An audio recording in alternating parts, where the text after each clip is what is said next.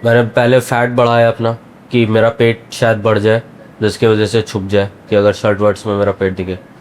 नहीं फ़ायदा हुआ। फिर मैंने जिम करना स्टार्ट किया कि जिम से शायद दोनों चीज़ें सही हो जाएं, उससे भी कोई फ़ायदा नहीं मिला। तो मैंने उनको क्लियरली बताया था कि मुझे क्या चाहिए। मुझे अपना चेस्ट फ्लैट चाहिए किसी भी कंडीशन पे, कि उसमें मेरा जो भी पिन पॉइंटेड चेस्ट है वो बिल्कुल भी ना रहे, वो पूरी तरीके से फ्लैट हो जाए। तो उन्होंने दिखाया, उन्होंने बताया कि कहाँ तो कैसे करेंगे, पूरा प्रोसेस समझाया। मैं ऑफिस में था, मेरी परफॉर्मेंस अच्छी थी, मुझे क्वार्टरली रिवॉर्ड मिलना था।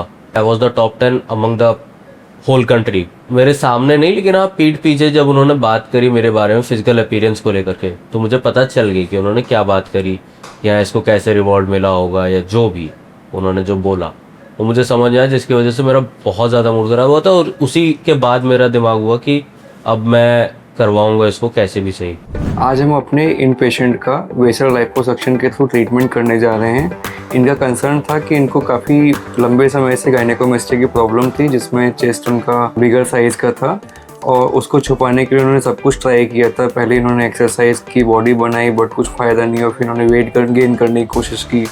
तो आप देख सकते हैं कि इन पेशेंट में जो कम्प्लीटली इनके हाथ और पैर हैं वो थिन है, फेस भी स्लिम है, लेकिन चेस्ट है वो फैटी है और साथ में टमी पे भी काफ़ी सारा एक्सेस फैट डिपॉजिट हुआ है। तो हमने डिसाइड किया है कि हम इनके चेस्ट फैट का लाइपोसक्शन करेंगे और टमी फैट का भी लाइपोसक्शन करेंगे, और इसके लिए हम वेसल लाइपोसक्शन टेक्निक यूज़ करते हैं। ये वेसल लाइपोसक्शन की प्रोसीजर हम लोग जनरल एनेस्थीसिया में करते हैं। इसमें पेशेंट को कम्प्लीटली बेहोश कर देते हैं। इसका एडवांटेज ये होता है कि हम लोग पेशेंट का बीपी जो है वो लोअर साइड में रखते हैं, जिससे ऑपरेशन में ब्लीडिंग वगैरह का रिस्क काफ़ी कम होता है और उनके पैरामीटर भी स्टेबल रहते हैं। सबसे पहले हम एक छोटे कट लगाते हैं चेस्ट पर और वहाँ से हम ट्यूमेसेंट सोल्यूशन को इंजेक्ट करते हैं सबक्यूटेनियस टिश्यू में, जिससे कि एक टर्गर प्रोड्यूस होता है और जो सबक्यूटेनियस फैट है वो थोड़ा सा टर्गर उसमें डेवलप हो जाता है, जिसकी वजह से लाइपोसक्शन करना इजी होता है। सो इसके लिए हम वेसल लाइपोसक्शन टेक्निक का यूज़ करते हैं। इसमें हम वेसल लाइपोसक्शन मशीन को सेट करते हैं और जो हमने पहले होल क्रिएट किए थे उसके थ्रू हम लोग वेसल लाइपोसक्शन की जो कैनुला है उसको सबक्यूटेनियस टिश्यू में इंसर्ट करते हैं। ये जो मशीन है वो अल्ट्रासाउंड एनर्जी को प्रोड्यूस करती है और इसकी स्पेसिफिसिटी होती है फ़ैट के लिए, यानी कि वो फ़ैट को इमल्सिफाई कर देती है, लिक्विफाई कर देती है, और जो फ़ैट होता है वो एक तरह से पिघल जाता है और इजीली बाद में जब लाइपोसक्शन करते तो आराम से सक आउट हो जाता है। साथ ही इसके जो फाइब्रस टिश्यूज़ को तोड़ने का पैरामीटर्स होते हैं उस पर सेट करने पर जो गायनेकोमेस्टिया की हार्ड ग्लैंड होती है उसको भी ब्रेक करना आसान हो जाता है और उसको भी हम लोग बाद में आराम से निकाल सकते हैं। सिमिलर प्रोसीजर हम लोग जो है वो टमी एरिया में भी करते हैं। टमी में भी हम छोटे छोटे होल्स क्रिएट करके सबक्यूटेनियस टिश्यू में ट्यूमेसेंट एनेस्थीसिया के सोल्यूशन इंजेक्ट करते हैं और उसके बाद में वेसल लाइपोसक्शन करते हैं, जिससे कि टमी फैट होगा उसको आराम से लिक्विफाई करके बाहर निकाला जा सकेगा। जब वेसल लाइपोसक्शन की पूरी प्रोसीजर कंप्लीट हो जाती है देन हम लोग शुरू करते हैं। चूँकि इस पेशेंट में फ़ैट ज़्यादा है और उसको निकालने में काफ़ी टाइम लगेगा, तो हम पावर असिस्टेड लाइपोसक्शन मेथड को भी इस्तेमाल कर रहे हैं। इसमें जो काम हम लोग मैनुअल लाइपोसक्शन मेथड से करते थे वही काम अब जो है मोटर करेगी। तो ये मोटर काफ़ी तेज़ स्पीड में कैनुला को आगे और पीछे करती है, जिससे कि फ़ैट ईजिली सकआउट होता जाता है।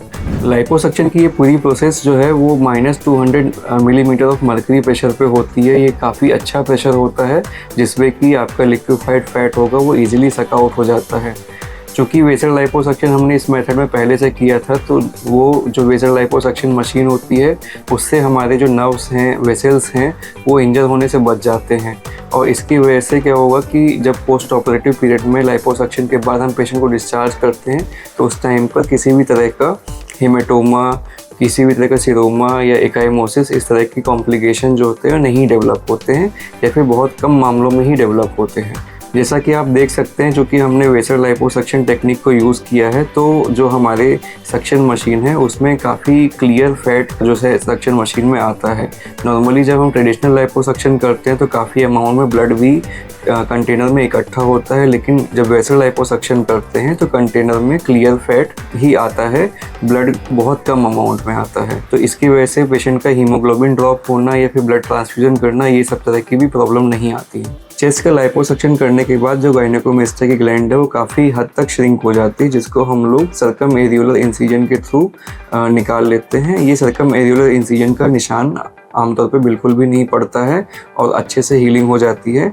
और इस तरह से जब लाइपोसक्शन करते हैं तो ऑपरेशन के बाद कोई भी आपको ये बता नहीं सकता कि इस पेशेंट में कभी गायनेकोमेस्टिया की सर्जरी हुई थी, क्योंकि जो है निशान है वो या तो काफ़ी छोटे हैं या फिर काफ़ी कंसीलिंग टाइप के इंसिजन्स लगे हैं, इसलिए ऑपरेशन के बाद किसी भी तरह के निशान नहीं पड़ते हैं। जैसे ही प्रोसीजर कंप्लीट हो जाती है हम पेशेंट की ड्रेसिंग करते हैं और पेशेंट को एक्सट्यूबेट करते हैं, यानी कि होश में से वापस लेके आते हैं। क्योंकि हमारे यहाँ पर एनेस्थीसिया की मशीन है वो काफ़ी अच्छी है और हम लोग सिबोफ्लोरिन एनेस्थेटिक एजेंट यूज़ करते हैं, जो कि ऑपरेशन ख़त्म होने के बाद बॉडी से तेज़ी से वॉश आउट होता है। इसलिए पेशेंट को ऑपरेशन के बाद होने वाला हैंगओवर बहुत कम मात्रा में होता है और मुश्किल से आधे घंटे से लेकर 1 घंटे के अंदर में पेशेंट को कम्प्लीटली होश आ जाता है और थोड़े टाइम के बाद में इवन वो चल भी सकते हैं। तो हमने इस वीडियो में जाना कि एक ही पेशेंट में हमने लाइपोसक्शन के सारे मेथड्स को यूज़ किया। हमने सबसे पहले उसके बॉडी में ट्यूमेसेंट सॉल्यूशन को इंजेक्ट किया, देन वेसल लाइपोसक्शन किया जिससे कि उसका फैट इमल्सिफाई हो गया, देन हमने पावर असिस्टेड लाइपोसक्शन की मदद से तेज़ी से उसके फैट को निकाला।